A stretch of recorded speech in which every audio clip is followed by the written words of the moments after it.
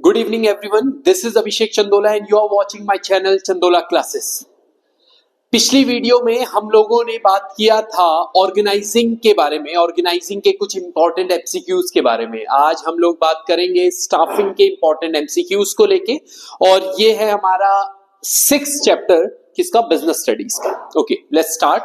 तो पहला है इसमें, it is a well executed process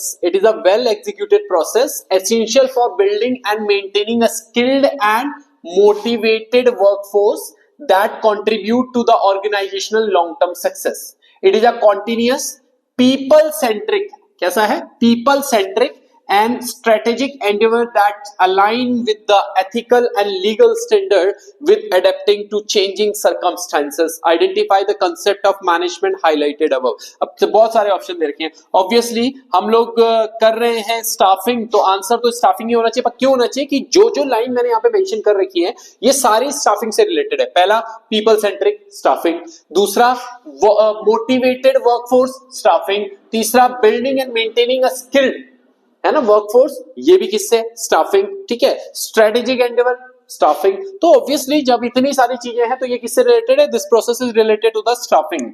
okay, उसके बाद अगला है हमारे पास कि the CEO of Rajnath service mister Ashwani Ponnappa believe to build engagement among the employees to encourage teamwork, boost morale and motivation. Okay, this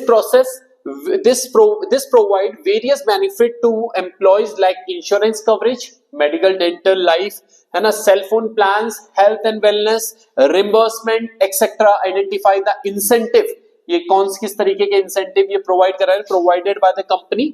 क्या है ये, सैलरी है? नहीं, सैलरी में ये सब चीजें नहीं होती, सैलरी होती है। ओके, कमीशन भी नहीं है ये। दिस इज परसिक्यूट, है ना, परक्यूसिट, सॉरी, दिस इज परक्यूसिट्स। तो परक्यूसिट्स क्या है, ये परक्यूसिट यानी एडिशनल पर्क्स हम लोग जिनको कहते हैं, तो ये पर्क्स ही है सारे के सारे, बोनस भी नहीं है। The correct answer is C, perquisites. आगे है हमारे पास, these agencies are run by the government and help to match personal demand and supply by serving as a link between job seekers and employers. किसके बीच में, they created a link between job seeker and employers के बीच में। Name the source of recruitment, कौन करता है, promotion नहीं, direct recruitment नहीं, campus recruitment नहीं, एम्प्लॉयमेंट एक्सचेंज यही तो करता है। ये क्या करता है, एम्प्लॉयमेंट एक्सचेंज बीच में होता है किसके, ये जिस आदमी को नौकरी चाहिए और ये वो कंपनी जो नौकरी देना चाहती है, जो पर्सन को ढूंढ रही है ना, तो इनके बीच में एक लिंक क्रिएट करता है कौन, एम्प्लॉयमेंट एक्सचेंज, एम्प्लॉयमेंट एक्सचेंज। समझ में आई बात? तो this is the correct answer is D.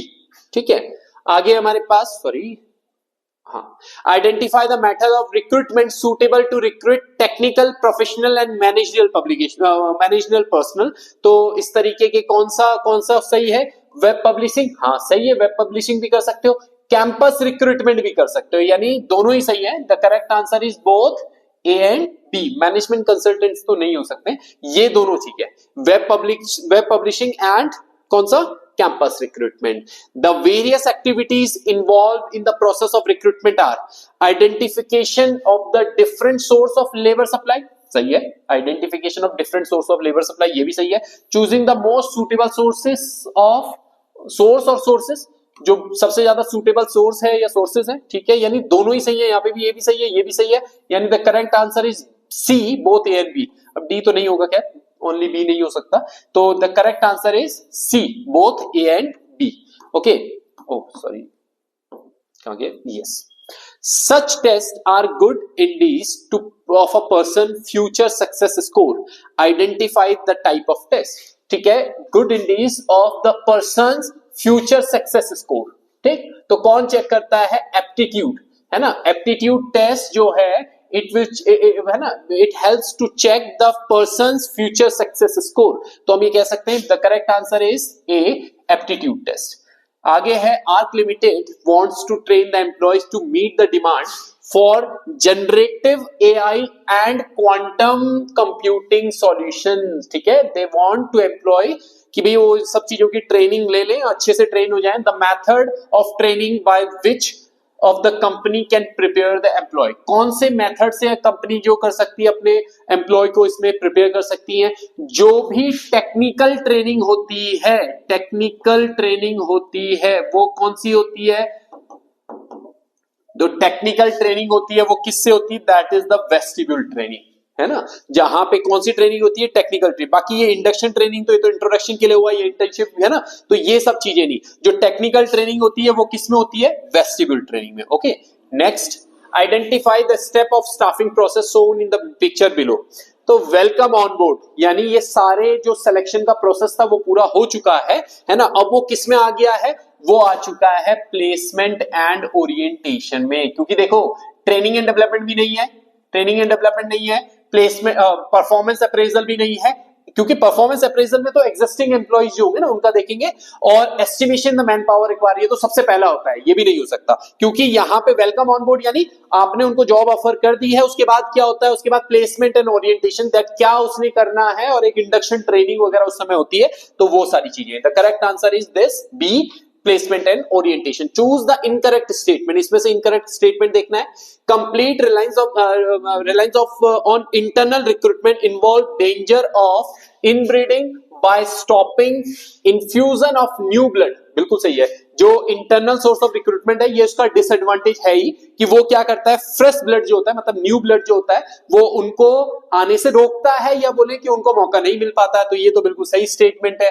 Selection process में continue even after offer of employment acceptance and joining of the candidate, बिल्कुल सही बात है, इसके बाद ही कंटिन्यू रहता है, क्योंकि उसके बाद भी कई चीजें होनी है, परफॉर्मेंस अप्रेजल और वो सारी चीजें, यानी स्टाफिंग का प्रोसेस तो उसके बाद भी चलता रहता है। The effectiveness of the staffing process, the effectiveness of the staffing process would ultimately be tested in terms on the job of the chosen person। ये कह रहा है कि कितना इफेक्टिव आपका स्टाफिंग प्रोसेस था, ये उसमें चेक होता है जब वो बंदा आया ऑन द जॉब ट्रेनिंग में, आप उसको देखते हो कि क्या कितना काम का है, नहीं ऐसा नहीं होता है, बिल्कुल नहीं।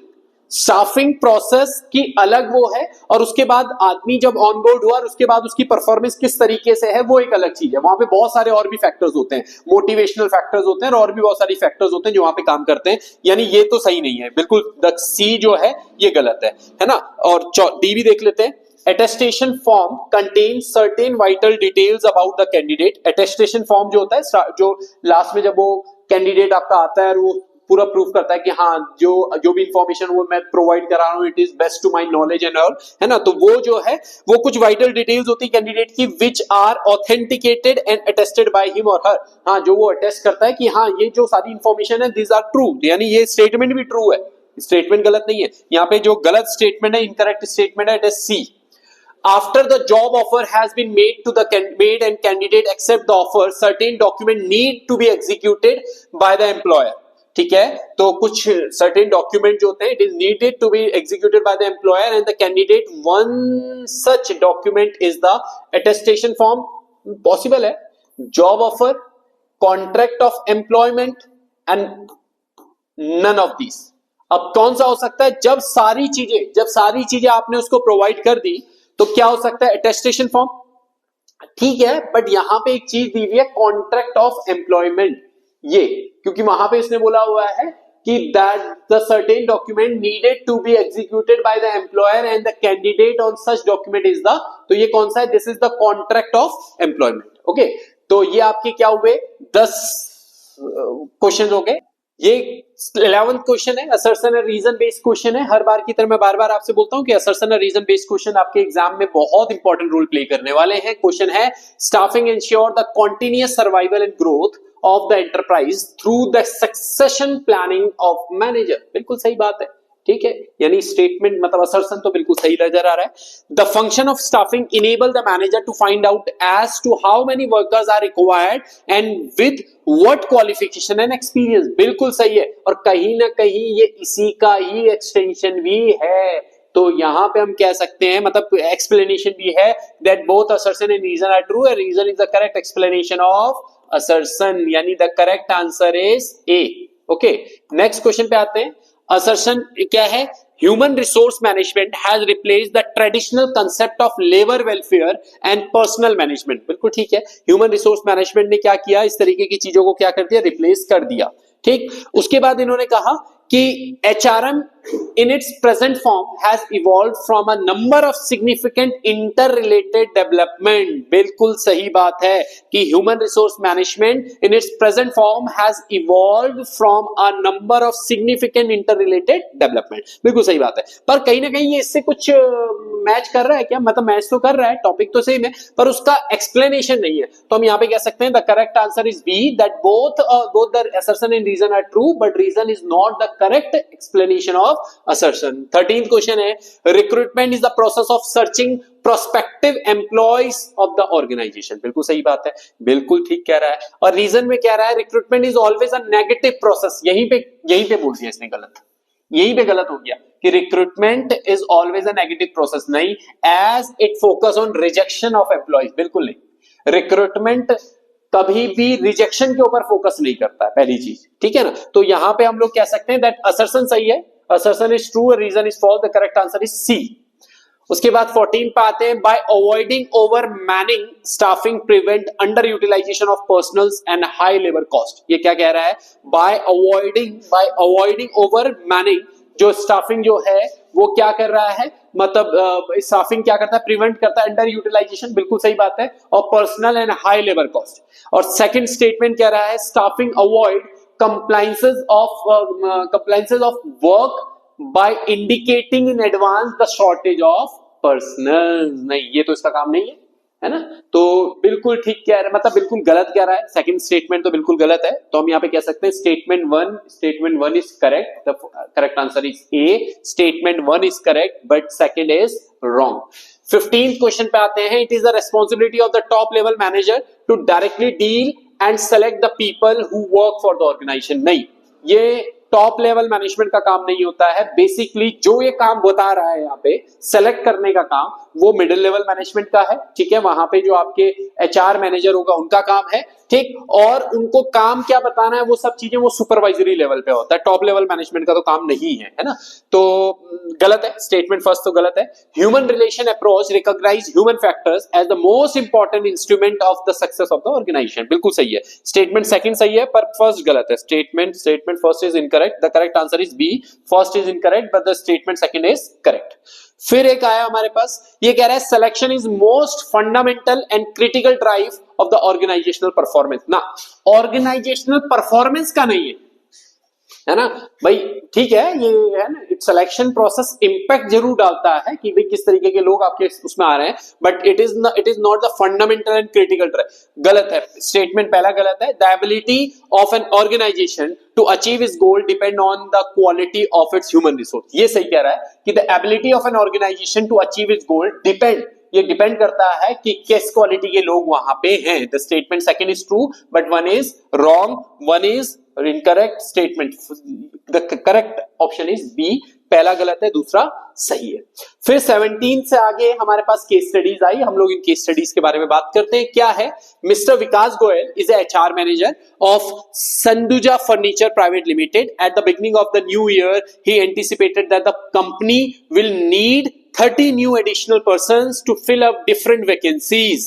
He gave an advertisement in the newspaper inviting application for filling up different vacant jobs. सब कुछ समझ में आ रहा होगा आई थिंक, है ना। आगे बढ़ते रहते हैं। As many as 120 applications were received, इतने आए। The same were scrutinized. Out of these condition of 15 applicants were not acceptable to the company, है ना। इन्होंने बुलाए, 120 लोग आए, उसके बाद 15 लोग ऐसे थे जिनको जो उनकी कंडीशन थी वो एक्सेप्टेबल नहीं थी। Letter of regret giving reason were sent to them, आपने उनको भेजा। रिमेनिंग कैंडिडेट को आपने कॉल किया, किस चीज के लिए? इंटरव्यू के लिए। The candidate called were asked to fill up the blank application form, उनको ब्लैंक एप्लीकेशन फॉर्म दिया गया, उनको बोला गया कि भरो। Thereafter they were given 4 test, वही जो 4 टेस्ट आपके होते हैं, किससे? सिलेक्शन टेस्ट जो होते हैं उन्होंने वो दिए। देयर आफ्टर दे वर, अच्छा, the objective of the first test was to find out how much interest the applicant take in the work, कितना इंटरेस्ट वो रखता है, ये पहला टेस्ट। दूसरा, the objective of the second test was to find out the specialization, obviously knowledge आपने, मतलब subject आपने उसका चेक किया, of the applicant in a particular area। third test aimed to make sure whether the applicant were capable of learning through the training or not, ये भी आपने उसका check किया। The purpose of the fourth test was to find out how much capability a person has to mix up with the other person and whether he can influence other person to get influenced by them. तो 4 test उसने दिया. अच्छा question आ गया. पहला question है, the purpose of the 4 test was to find out how much capability a person has to mix up with the other person and whether he can influence other person and get influenced by them. Which test is this? कौन सा है? Personality test. Simple सी बात है. Intelligent भी नहीं है, aptitude भी नहीं है, ट्रेड भी नहीं है. कौन सा है? Personality test. At the beginning of the new year he anticipated that the company will need 30 new additional person. है ना, ही एंटिसिपेटेड कि 30 न्यू एडिशनल लोगों की जरूरत है to fill up the different vacancies. Identify the first step of staffing. कौन सा पहला स्टेप कौन सा होता है? प्लेसमेंट और ओरिएंटेशन नहीं. ट्रेनिंग एंड डेवलपमेंट, सॉरी कहां गए? ट्रेनिंग एंड डेवलपमेंट नहीं. रिक्रूटमेंट नहीं. Estimating the man power requirement, है ना. This is what he have done कि उसने क्या किया? एस्टिमेट किया कि हाउ मच मैन पावर, है ना, is required in the organisation. Okay. उसके बाद 19 पे आए. From giving line out of these condition 15 applicant were not acceptable to the company. Letter of regret giving reason were sent to them. 15 लोगों को आपने उनको भेजा कि भैया हम लोग आपको नहीं सिलेक्ट कर सकते हैं, आगे नहीं बढ़ोगे, और उनको वहीं से वापस कर दिया, है ना. Which aspect of the staffing is highlighted? कौन सा है? रिक्रूटमेंट नहीं. रिक्रूटमेंट मैंने अभी बताया था, रिक्रूटमेंट का काम नहीं है उनको रिजेक्ट करना. कौन सा है? सिलेक्शन. क्योंकि यहीं पे जो होता है ना, रिजेक्शन वगैरह सब कहां होता है? सिलेक्शन के प्रोसेस में होता है. ट्रेनिंग भी और एजुकेशन ये आगे का काम है. लास्ट क्वेश्चन है यहाँ पे. The applicant were given 4 test like intelligent test to interest test. After filling up blank application form identify which step of selection process was followed by the management. ये कह रहा है कि ये जो टेस्ट हुए, ठीक, तो टेस्ट यानी सिलेक्शन प्रोसेस में identify which selection process was followed, है ना. ये कौन सा सिलेक्शन में है? सिलेक्शन डिसीजन नहीं, सिलेक्शन टेस्ट. मैंने अभी भी बात की थी जब मैं केस को बता रहा था कि ये सब क्या है? These all are the selection test. ये सारे सिलेक्शन टेस्ट हुए. जॉब ऑफर भी नहीं है और मेडिकल एग्जामिनेशन भी नहीं है. ये चारों चीजें वहां पे नहीं है. तो the correct answer is B, selection test. Okay.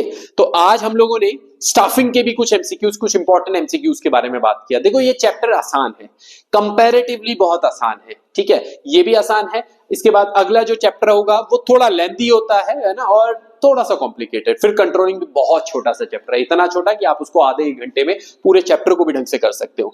मैं तो आपको बार बार, लास्ट वीडियो में भी मैंने आपको ये सजेशन दिया था, मैं इस बार भी और हर बार आपको ये बोलूंगा, देयर इज नो शॉर्टकट. आपको किसी एमसीक्यू में दिक्कत है, आपको ट्रेनिंग में आप फंस रहे हो, तो भैया सीधा ट्रेनिंग वाला टॉपिक उठाओ और उसको गो थ्रू करो. कोई दूसरा तीसरा चौथा शॉर्टकट नहीं है इसमें.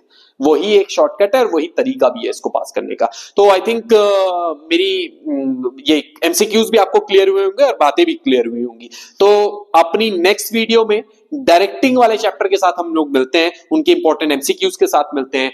Till then, good bye.